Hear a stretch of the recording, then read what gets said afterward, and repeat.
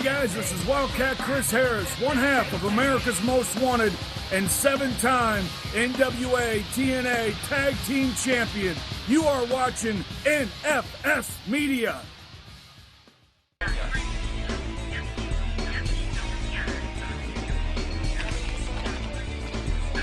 Everyone, the first of two exclusive championship matchups this week on WCW Worldwide. This is a young man, Tony, that we certainly have been very impressed with, especially here on this worldwide program.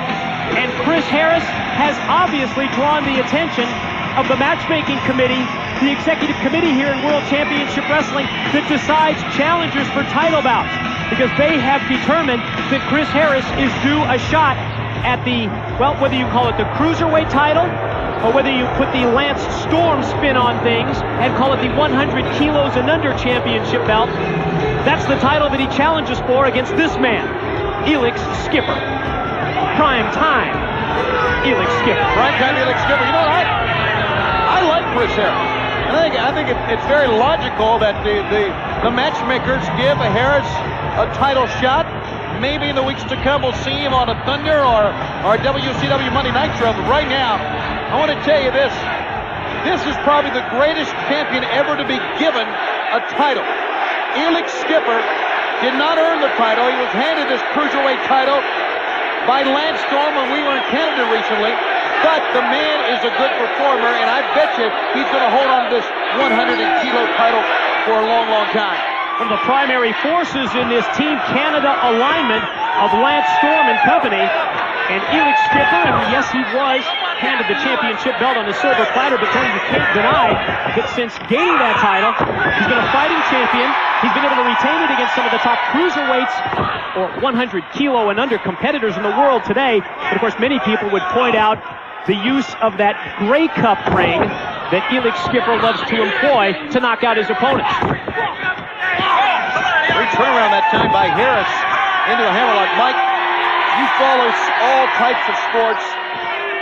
Mark Madden claims on our Nitro broadcast that Elix Skipper played for the Rough Riders. Yeah, what Rough Riders? Every team in the CFL is named the Rough Riders, aren't they? Yeah, I think you and I will both agree that he didn't play in the CFL. Not to my knowledge, he didn't. And when do you start believing Madden about anything? That's a real good point. Yeah, never refer to Madden as your reference source. To the ropes, and Chris Harris just leveled Elix Skipper, putting all of his weight behind it with the shoulder. Oh, yeah. And the running clothesline, a great follow-up move, takes him up and over and down to the arena floor. What you need to do now is follow that up. Don't parade around the ring. Jump right down and get on Elix Skipper, because what he's doing, he had some momentum right there, Mike, but now basically he's kind of lost it because he's heeding the words of the referee. Skipper slow to get to his feet. Harris goes for a slingshot move, using the top rope to propel himself up and over the top, and then out of the mount rains in a series of punches to the top of the head of the 100 kilos and under title holder. Now out on the arena floor, look out! Ring announcer Dave Penzer, fortunately for himself, moves out of the way at the last split second as Chris Harris sends Skipper face first into that steel guardrail. And Elix Skipper, prime time Elix Skipper, having a difficult time getting untracked and getting going in this title bout against Chris Harris. He's going to need to turn it on. Maybe that shoulder block from the outside is a start. Oh, wow. Beautiful. Snapped off that head scissors. I think Skipper's greatest attribute is his leg strength. You can't really see the muscle definition. Watch, here's the cover. Off the belly to belly. Hook of the leg and a 2 count from referee Billy Silverman. Well, we see that leg strength combined with the agility, the ability to walk the top rope, cat-like quickness up to the top, connected with the missile drop kick. He also wrestles with Air Jordans on. Not many do that, Mike. It's part of being prime time, I think. I guess it is. Goes for the cover, gets 1, 2, and didn't quite have Chris Harris worn down enough to gain the 3 count that time. Harris still has something left in the tank, and he was able to kick out, but Skipper follows up by putting the boots to him. Putting the Air Jordans to him. I guess that's what he's doing. What I want to say about the leg strength is because he has the sweatpants or the long tights on, so to speak, that you go, wow. You can't see the leg strength, the definition with the quadriceps and the calves, but he's very powerful in his legs, and that's his number one attribute, using the leg strength. Excellent recovery by Harris, trying to mount a comeback. Quickly cut off by Skipper. Wow. Look at that move. all about avoiding your opponent. And when Chris Harris strung off the middle ropes, Elix Skipper was just able to bend over back in a very unique maneuver. I don't think I've ever seen anything like that before to avoid the contact. He's the only one that uses it, I can tell you that, and he's very effective with it. Now in the corner, just measuring Chris Harris. Series of right hands. Skipper sets him up. The deep arm drag out of the corner.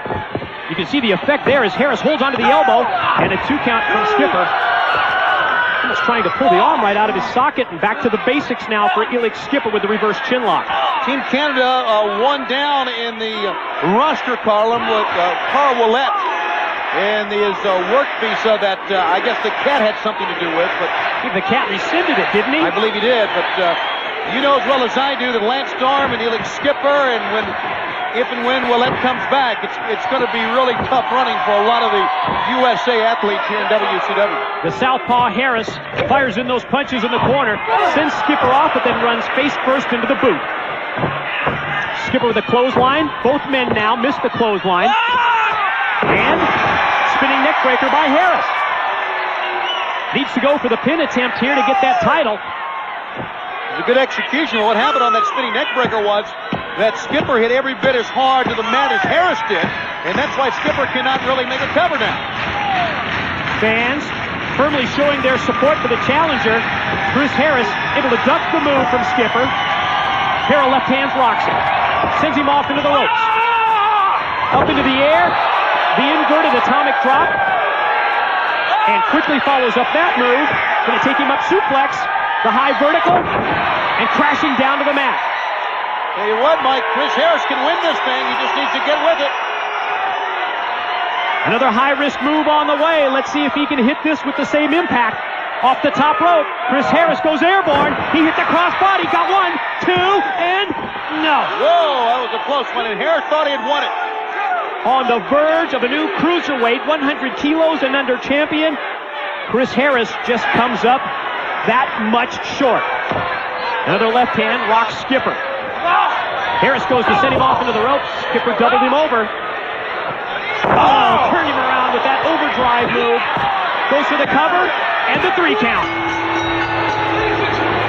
Well, once again, he used the power of his legs to get the win with that overdrive maneuver. He's quite an athlete.